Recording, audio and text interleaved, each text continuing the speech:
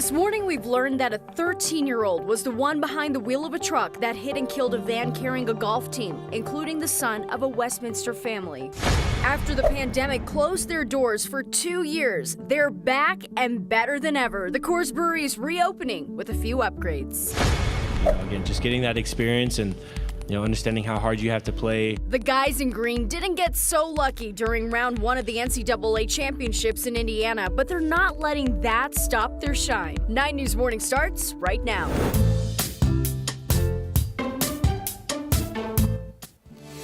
Happening today, a Colorado man accused of assaulting 2 police officers during the January 6th insurrection at the U.S. Capitol is due in court. According to the criminal complaint, 68-year-old Avery McCracken assaulted a Metropolitan police officer by pushing, shoving, and punching him in the face. He then moved along the line and pushed, shoved, and grabbed another officer, according to the complaint. McCracken is one of more than a dozen Coloradans arrested in connection with the January 6th Capitol riots. This morning, the trial begins for the man accused of shooting 2 people during Elijah McClain protest on I-225 nearly 2 years ago. 9 News reporter Darius Johnson joins us live in the studio this morning with the details of this case. Darius. Hey there, Natasha. Good morning. Samuel Young is facing charges of attempted first-degree murder and 2 counts of first-degree assault causing bodily injury and extreme indifference. Let's take you back to that day. Overhead from the scene, there was Sky 9 there. Young was participating in a protest surrounding Black Lives Matter and the 2019 death of Elijah McClain. Protesters there you see took over I-225 northbound near Alameda, where that blue Jeep started driving through the crowd of protesters. In an effort to stop the Jeep, Young, you see right here on your screen, then opened fire. Police say 2 people were hit, 1 shot in the leg, the other was grazed in the head.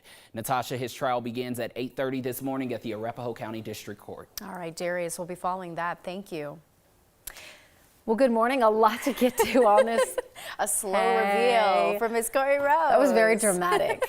I like it. I like it this morning. Entry. Yes, it's Friday morning. We're all moving a little bit slower today. Corey and Natasha with you this morning. Gary is off this week. Good morning. Yes, and let's go over to Ed Green for the check of the forecast. Hey, you've got some good news for us. It's looked like timing is going to be about perfect. After we had that wet, sloppy storm yesterday, Saturday and Sunday looked pretty good, but we have another wet, sloppy storm coming Monday and Tuesday. Clear skies right now. Temperature stands at 19 degrees, so it's cold. No cloud cover to hold that heat in, so that's why we've got those chilly temperatures. Clear skies around here. We have some clouds that'll drift in this afternoon. Not a big deal. No moisture with them. Then they move on out. Saturday we start off the same way. Sunny skies, and then the clouds drift back in. But now the clouds get here seriously. Sunday we see some clouds, and then we have the next system coming our way, and as it does, that's going to be more wet, sloppy snow. Today, though, 50 degrees with partly sunny skies. Tomorrow will be 57 with partly sunny skies. Spring arrives at 9:33 in the morning on Sunday, 64 degrees, but the clouds do increase.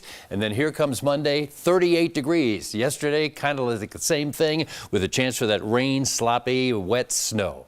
Ed, thank you so much. Right now, we want to get you out the door and talk about your drive as you get ready to travel on I-25 and Spear. We are looking good so far. Really no issues to report out here. Overall, a quiet start to the Friday morning drive as you get ready to drive into Commerce City. Right now, westbound 76 is not giving us any trouble. That commute in from E470 is going to take you about 10 minutes. No issues on either side of 270, I-25 clear through the metro, I-70 also looking great so far. Your commute between I-25 and 225 under 10 minutes both ways. South and northbound I-25 commute right now very quick between downtown and the tech center as well. You're looking at a 14-minute commute there either way. Erica, thank you. A stunning update this morning about the head-on collision in Texas on Tuesday that killed 9 people, including a young man from Westminster. The NTSB said Thursday a 13-year-old boy was driving the truck that that caused this crash. The crash happened Tuesday. The NTSB said yesterday a child was driving the pickup truck when the left front tire, it was a spare, blew out. The truck then crossed over the center line into the opposite lane, hitting the van head-on, killing the 13-year-old and another man inside the truck. 7 people inside the van also died. They were all part of a golf team from a college in New Mexico. One of the golfers was 22-year-old Jackson Zinn from Westminster. The school's provost said this is a tragedy for the entire campus. They're not only students and coaches. They are loved ones to us. They are members of our family here on campus.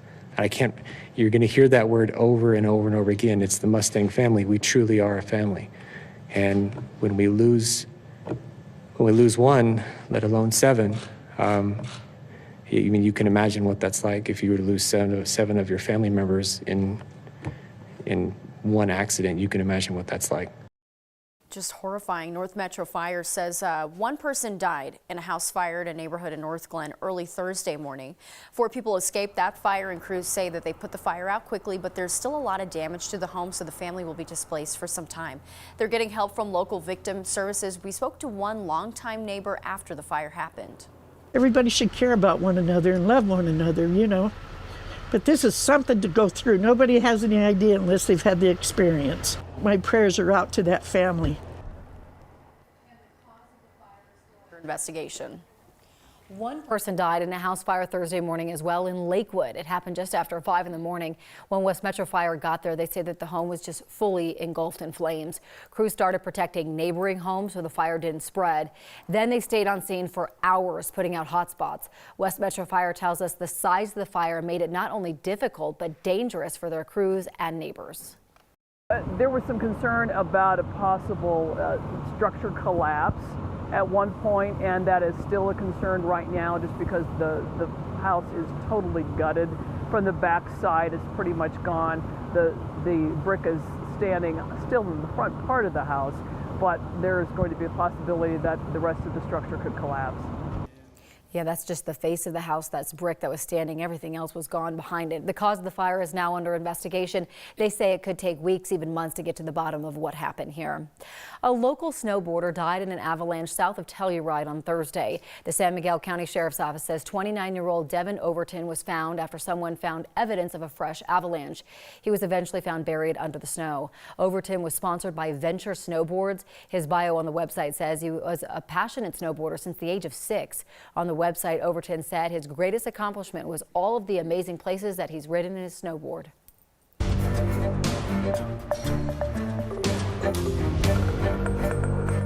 From theaters to apartment buildings with people sleeping inside, strikes from Russia appear to have no limits. The World Health Organization has verified at least 43 attacks on healthcare facilities in Ukraine alone. There are fears Russia could turn to China for a lifeline to continue its deadly assault. Bree Jackson is in Washington. Cell phone video shows the bombing of a theater in Ukraine. Inside, hundreds were sheltering in place. Outside the building, a satellite image shows the words "children" written in Russian. Officials say this and other attacks are signs Russia is knowingly going after civilians. President Biden not mincing words about Russian President Vladimir Putin. Murderous dictator, a pure thug who is waging an immoral war against the people of Ukraine. This just one day after the president declared Putin a war criminal, something the Kremlin called inexcusable. But the president's sentiment is now being echoed by the State Department. It is hard to walk away with any other conclusion but that war crimes have been committed. Administration officials say Russia's attacks are under review. In the meantime, there's a push to provide killer drones and other weapons to Ukraine. We'll do everything within our power to support Ukraine in their efforts to defend their territory. With its convoy stalled and Putin's back against the wall, there are growing concerns that China may give Russia military aid. China will bear responsibility for any actions it takes to support Russia's aggression, and we will not hesitate to impose costs. The stakes are only getting higher as President Biden prepares to speak with China's president this morning. In Washington, Bree Jackson for NBC News. And for the first time in 3 years, the Federal Reserve announced an interest rate hike this week. It's likely the first of several hikes this year with the goal of curbing inflation. Homes, cars, groceries, gas, and a lot more. Inflation is in its highest it's been in decades. Higher rates mean consumers will have less borrowing power, and at the same time, home prices in Colorado keep rising and setting records, and buyers are racing against the clock. You know, they have a purchase price budget, and then they know they have to go over that in order to get a house these days. And then the interest rate goes up, and all of a sudden their purchase price drops 50 grand. So now they have to look even lower. And a lot of those houses don't really match the criteria of what they were originally starting to look for. Rising federal rates aren't directly tied to the mortgage rates, but economists say that there is a relationship, a sort of chain reaction. The newest housing report from the Denver Metro Association of Realtors found the median price of a home set a new record in February, now $635,000. Now that's $35,000 more than January and $100,000 more than February 2021. Plus low inventory. Listings so far this year are down 12% from last year. Well, Lake Powell is at a critically low level, the lowest it's been since the federal government dammed the Colorado River more than half a century ago. If the lake drops much lower, its hydroelectric dam may stop producing power altogether. 7 states, including Colorado, buy the power generated at Lake Powell's Glen Canyon Dam. Right now, the lake is only 35 feet above minimum power requirements. Regional power and water managers say that the spring snow melt will help levels in the short term, but modeling suggests a 1 in 4 chance the dam won't produce water by 2024.